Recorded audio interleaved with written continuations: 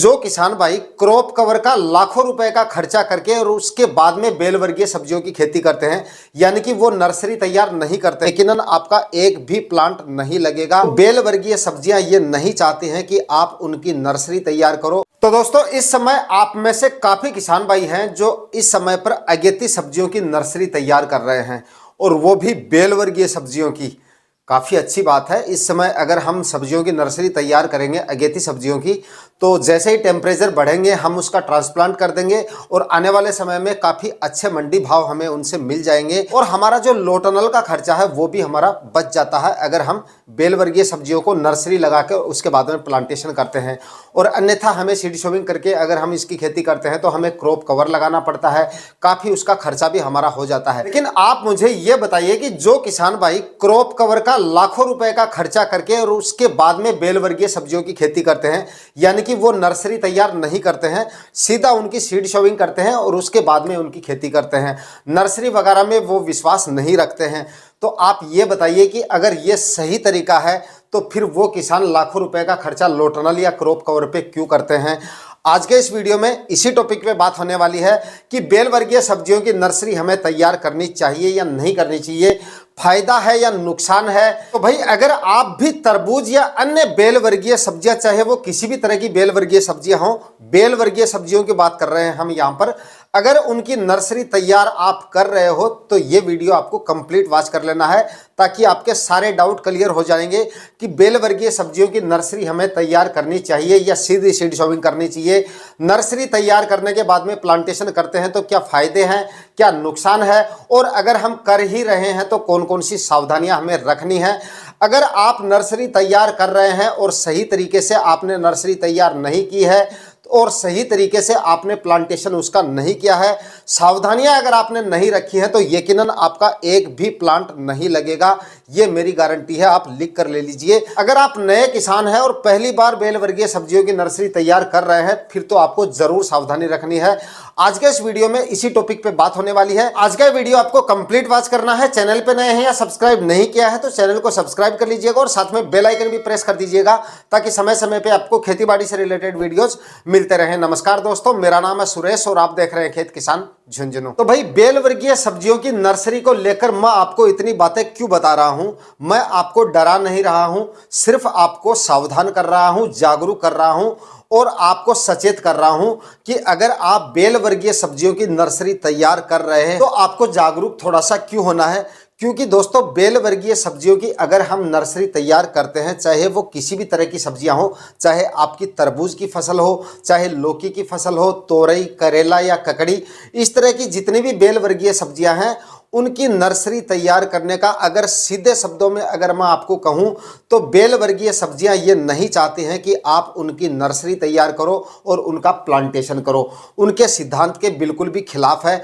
अगर आप बेल वर्गीय सब्जियों की नर्सरी तैयार करके और प्लांटेशन करते हो तो ये बिल्कुल भी उनके अनुकूल नहीं है। फिर भी अगर हम उसकी नर्सरी तैयार कर रहे हैं, प्लांटेशन उनका कर रहे हैं, भाई फिर हमें क्या करना चाहिए? बेल वर्गीय सब्जियों की नर्सरी हमें तैयार नहीं करनी चाहिए बिल्कुल। अगर मैं आपको सीधे शब्दों में कहूं, अगर आप कर सकते हैं तो सीधा आप उनका सीड शोविंग करें। अगर आप खर्चा कर सकते हैं लोटनल का, अगर आप अगेती खेती करना चाहते हैं तो क्रॉप कवर के दोबारा करें। फिर भी अगर आप उनकी नर्सरी तैयार करना चाहते हैं, और ये बात भी सही है कि हमारे जो नए किसान हैं, पहली बार सब्जियों की खेती कर रहे हैं या लोटनल का खर्चा वो नहीं कर सकते, कुछ किसान भाई ये सोचकर भी नहीं कर पाते हैं कि लोटनल का इतना ज्यादा खर्चा हो जाएगा, पहली बार हम तरबूज या किसी तरह की इस तरह की सब्जियों की खेती कर रहे हैं, हो सकता है इतना मुनाफा मिले या नहीं मिले, कहीं घाटा तो नहीं हो जाएगा, तो ये सोचकर वो लोटनल वगैरह या क्रॉप कवर वगैरह नहीं खरीदते हैं। तो उनके लिए इन सब्जियों की नर्सरी तैयार करना ही एकमात्र विकल्प बचता है, क्योंकि इस समय पर हम उन सब्जियों की नर्सरी तैयार कर लेते हैं तो आने वाले समय में हमें अच्छे मंडी रेट मिल जाते हैं और उन सब्जियों से हमें काफी अच्छा मुनाफा मिल जाता है। इसलिए हमें उन सब्जियों की नर्सरी तैयार भी करनी पड़ती है। तो इसके लिए मैं आपको थोड़ी सी सावधानी सावधानियां यहाँ पर मैं बता देता हूँ कि किस तरह से आपको उनकी नर्सरी तैयार करनी है, कौन कौन सी आपको सावधानियां रखनी है। लेकिन उतना फायदा आपको नहीं मिलेगा जितना सीड सोविंग करने के बाद में मिलेगा, क्योंकि आप चाहे कितनी भी सावधानियां रख लें, अगर आप में जितनी सावधानियां मैं आपको यहां पर बताऊंगा उतनी सावधानियां आपने रख भी ली, उसके बाद में आपका प्लांट जो है प्लांटेशन के बाद में एक बार वीक जरूर होगा।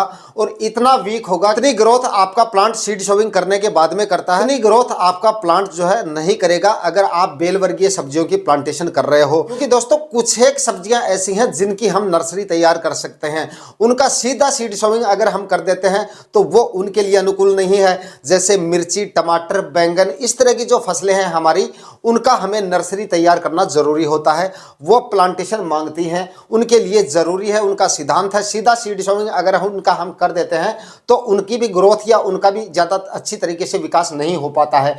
लेकिन बेल वर्गीय सब्जियों में ये उल्टा है। बेल वर्गीय सब्जियों में अगर हम सीधा सीड सोविंग करेंगे तभी उनका अच्छे से विकास होगा, तभी प्लांट का अच्छे से ग्रोथ होगा और तभी आपको उनसे अच्छा उत्पादन मिलेगा।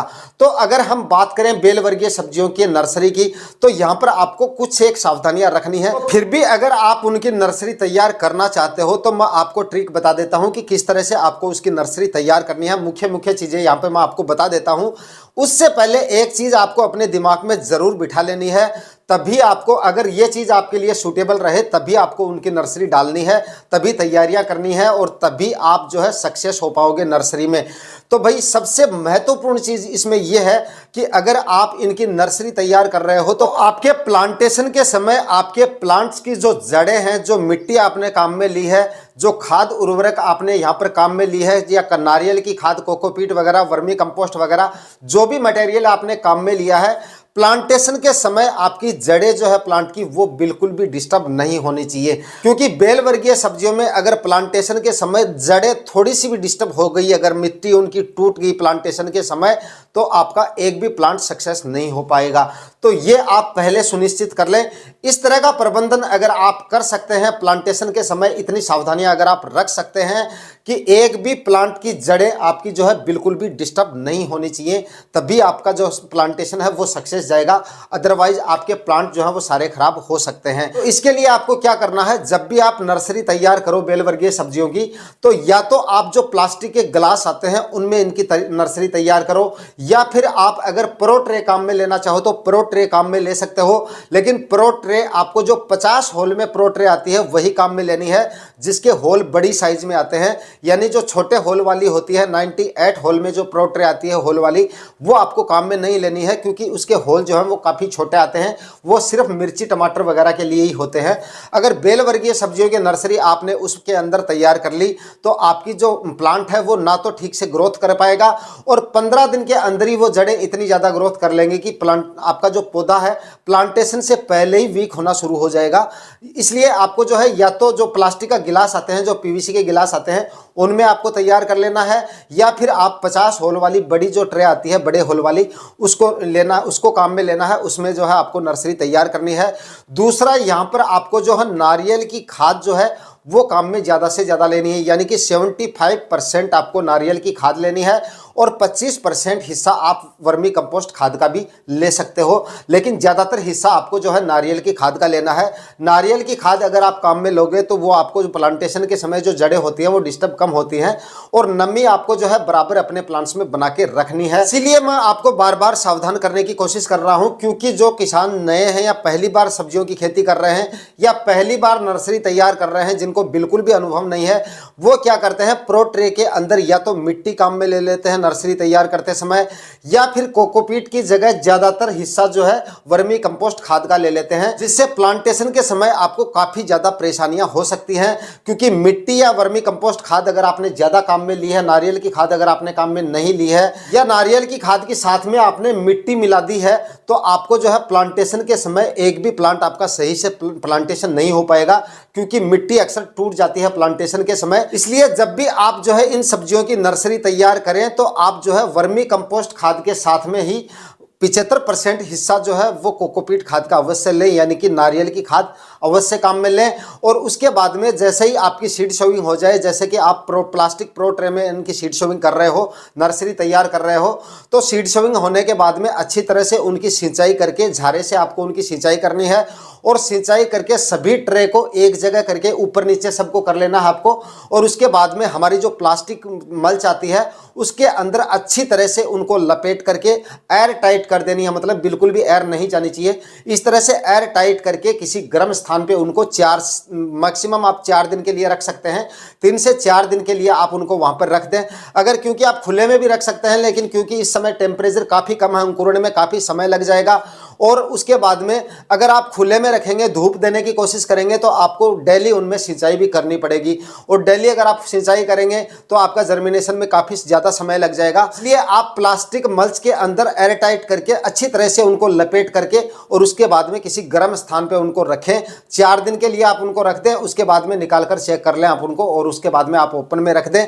जब तक आपका प्लांटेशन ना हो तब तक आपको डेली उनमें हल्का मॉइस्चर बना के रखना पड़ेगा। क्योंकि दोस्तों अंकुरण होने के बाद में आपको उनको धूप में रखना पड़ेगा दिन में, और रात को आपको सर्दियों से उनको बचाना पड़ेगा। तो दिन में अगर आप उनको धूप में रखेंगे तो होल काफी छोटे होते हैं उनके, और प्लांट भी आपका जो है ग्रोथ करेगा उस समय। तो डेली आपको उसके अंदर जो है हल्का मॉइस्चर बना के रखना पड़ेगा, वरना आपको प्लांट तो खड़े दिखेंगे लेकिन वो ग्रोथ बिल्कुल भी नहीं करेंगे। तो दोस्तों फाइनली अगर आप बेल वर्गीय सब्जियों की नर्सरी तैयार करने के बारे में सोच रहे हैं तो भाई बताए गए तरीके से करेंगे तभी आपको थोड़ी सी उसमें जो है सफलता मिलेगी। अन्यथा बेल वर्गीय सब्जियों की अगर आप नर्सरी तैयार करेंगे और प्लांटेशन के समय अगर जड़ें उनकी थोड़ी सी भी डिस्टर्ब हो जाती हैं तो आपका प्लांटेशन सक्सेस नहीं होगा। इसी चीज का आपको सबसे ज्यादा इसमें ध्यान रखना पड़ेगा। आज के वीडियो में इतना ही। वीडियो में दी गई जानकारी अच्छी लगी तो वीडियो को लाइक शेयर जरूर कर दीजिएगा। चैनल पे नए हैं तो सब्सक्राइब जरूर कर लीजिएगा। मिलते हैं किसी नए वीडियो में नए टॉपिक के साथ, तब तक के लिए जय हिंद।